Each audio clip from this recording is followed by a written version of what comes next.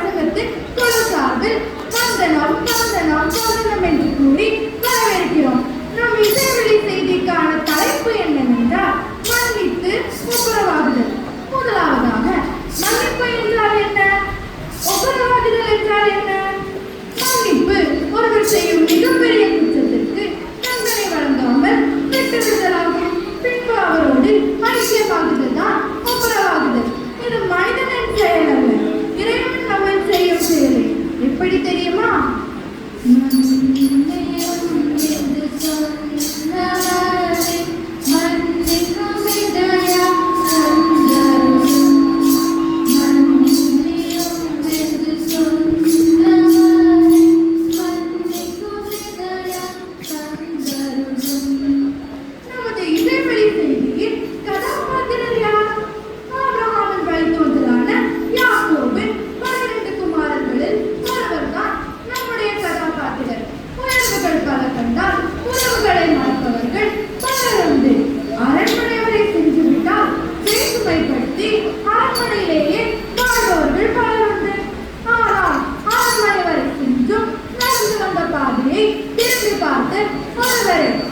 அவர்தான் நம்முடைய கதாநாயகன் யோசேப்பு.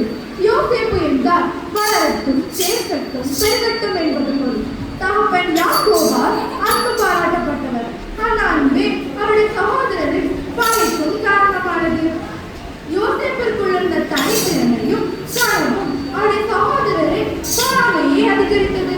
வாழ்க்கைக்கு தள்ளப்பட்டு இன்னல் பல அடைந்து 20 வெள்ளிக்காசுக்கு அடிமையாக விற்கப்பட்டார். அவரின் கனவுதான் என்ன?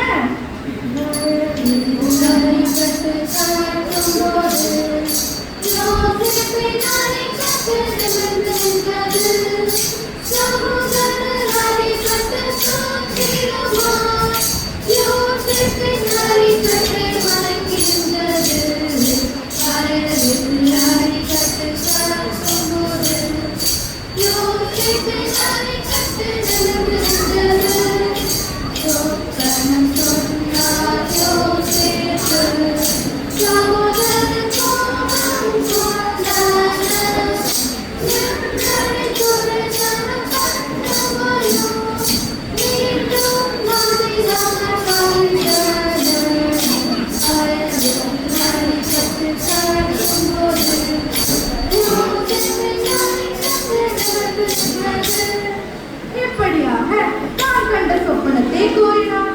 அவருடைய சகோதரரின் உள்ளங்கள் செல்லறிந்தது. சொப்பனக்காரனான யோசேப்பு மறுபடியும் சொப்பனம் காண்கிறார். அதை என்றறிந்தார்.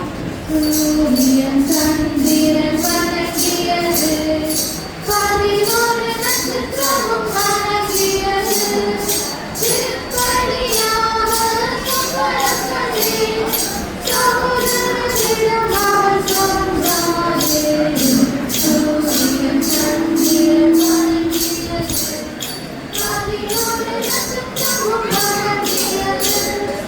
இப்படியாக யோசேப்பு சொன்னதை கேட்டு தந்தையும் கலந்து கொள்கிறார். சகோதரர்கள் கோபம் கொண்டார்கள்.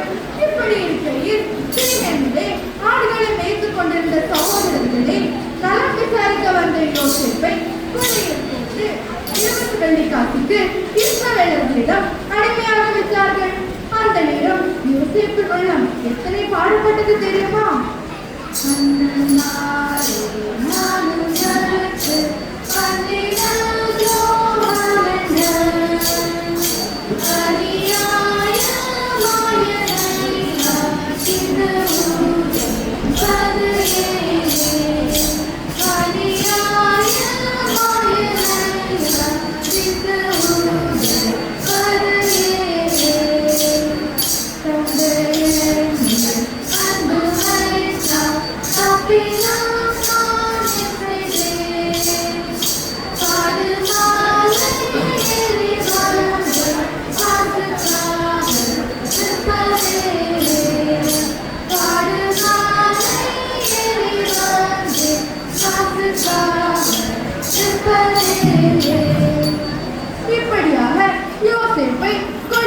போட்டு திட்டமிட்டு தந்தையிடம் அவருடைய ரத்தம் தோன்ற அங்கியை காட்டி பணவிலங்கான் மறித்தான் என்று சொல்ல நினைத்தார்கள். அடிமையாக எகிப்துக்கு போன யோசேப்பு போத்திபாரின் வீட்டிலே அடிமையானார். கர்த்தர் யோசேப்போடே இருந்தார். ஆனால் யோசேப்புக்கு வந்ததே சோதனை. அவருடைய உண்மை வாழ்வு சோதிக்கப்பட்டு சிறையில் அடைக்கப்பட்டு சிறுமையடைந்தார். அந்த அடிமைத்தனத்திலிருந்து எப்படி வாழ்ந்தார் தெரியுமா?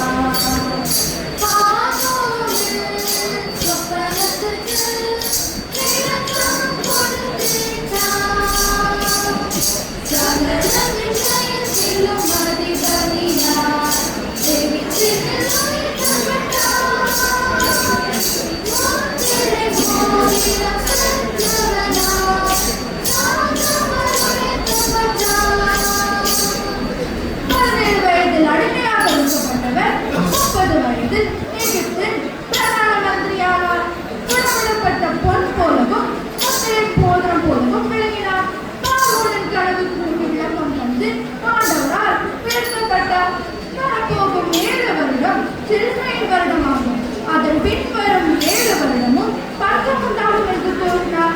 நாம் தானியத்தை சேர்த்து வைத்தால் பஞ்சத்திலிருந்து நம் தேசத்தை காப்பாற்றிவிடலாம் என்று யோசனை கூறினார். யோசேப்பின் ஆலோசனைப்படி எகிப்தில் 16 ஆண்டுகள் தானியம் சேகரிக்கப்பட்டது. காலங்கள் சென்றது. பணம் சென்ற சொப்பனத்தின்படி தேசம் எங்கும் பஞ்சம் வர ஆரம்பித்தது. மக்கள் தானியத்திற்காக ஊர் விட்டு ஊர் சென்றனர். இந்த கொடிய பஞ்ச காலத்தில் யாக்கோபின் பிள்ளைகள் தானியத்திற்காக எகிப்து தேசம் வந்தார்கள். யோசேப்பின் தன் சகோதரர்களை அடையாளம் கண்டுகொண்டது எப்படி தெரியுமா?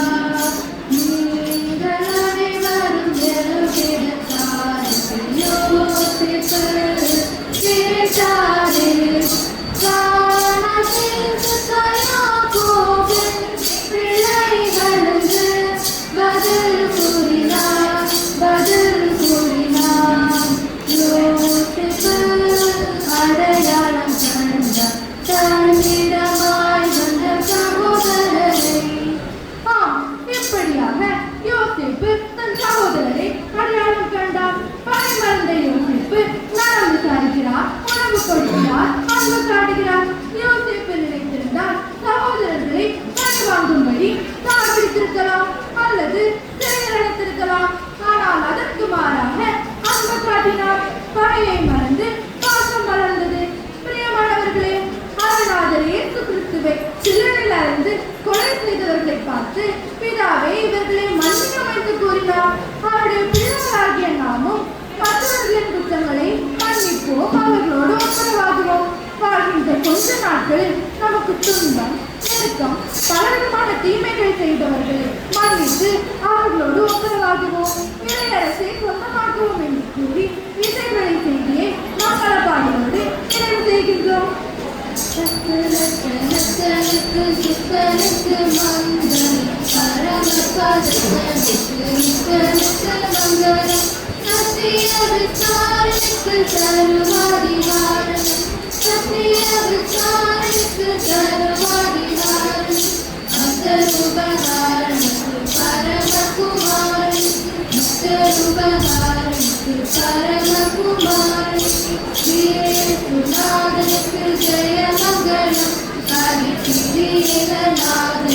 Subhamagalam, Subhamagalam.